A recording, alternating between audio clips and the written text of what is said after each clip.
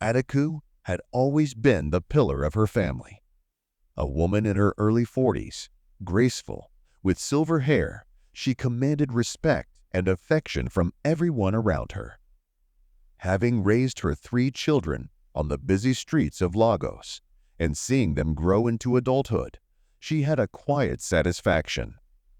Her eldest son, Keen, was her pride and joy, the firstborn son who married Ifoma, an energetic young woman with sharp eyes and an even sharper mind. It was Ifoma's warmth that had charmed Keen years ago when they had met at the university. Although she and Ataku had treated each other with respect, their relationship had never developed into the strong friendship that both had secretly hoped for.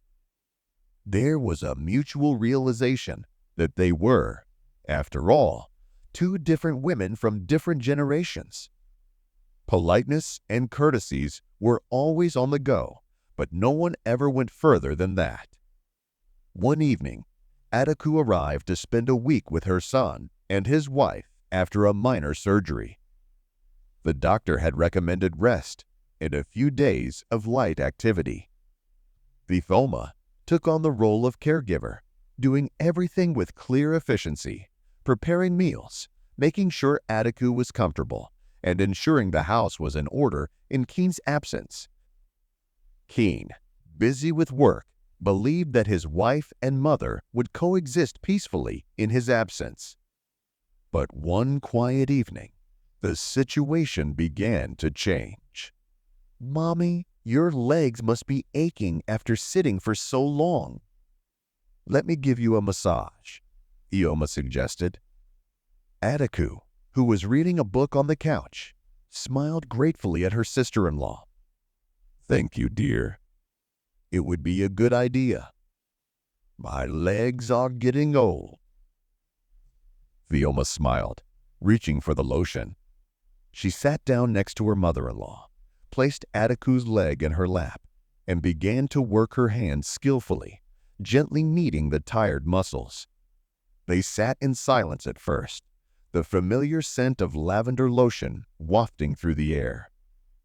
Ifoma's touch was firm but gentle, and Ataku couldn't help but close her eyes, letting out a quiet sigh of relief. "Ifoma, you're really the Ataku. You should have become a pro massage therapist." Ioma laughed in relief. "I used to give Kenya massages when we first got married. He doesn't ask for it anymore." There was a pause as the conversation turned to something more personal. Ataku ducked her eyes slightly, sensing the vulnerability in Ifoma's voice. She turned her head to look at her sister-in-law and noticed something she hadn't noticed before: how beautiful Ifoma was. Her slender fingers moved with ease, and her face was full of concentration. There was a kind of gracefulness about her that Ataku took for granted. As Ifeoma's hands rose to Ataku's calves, their eyes met for a moment. Something had changed.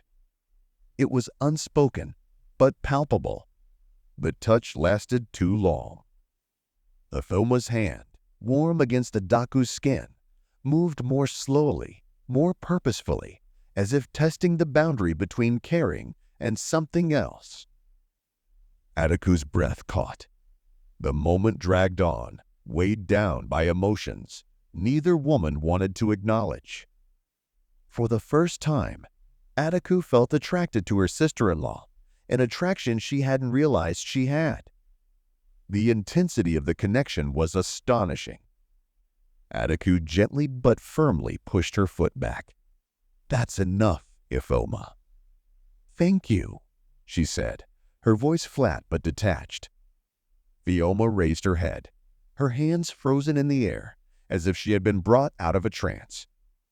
"Of course, Mommy," she said, confusion flashing in her voice. She stood up quickly, and the room suddenly seemed smaller and the air heavier. Ataku watched her leave the room, and her thoughts raced. She had always prided herself on her moral compass, her sense of right and wrong. But in that fleeting moment, something had crossed an invisible line. She told herself it was just fatigue, maybe a misinterpretation, but deep down, she knew the truth. That moment was real, and the temptation lingered long after Athelma had hidden upstairs.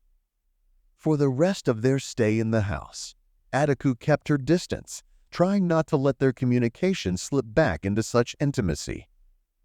Athelma, too, seemed more cautious, more reserved, as if they had silently agreed never to speak of that night. When Ataku finally left, she put her arms around Ifeoma. Their bodies tensed, and she whispered, "Take care." Ifeoma nodded, but when they pulled away from each other, their eyes met again, this time filled with an understanding of the boundaries crossed and the weight of unspoken temptation. Neither of them would forget that evening when a simple gesture of caring turned into something neither of them could fully explain. The silence between them became even louder than before, and the boundary they crossed will remain a quiet secret shared between two women trying to understand what it means to have such deep feelings for another.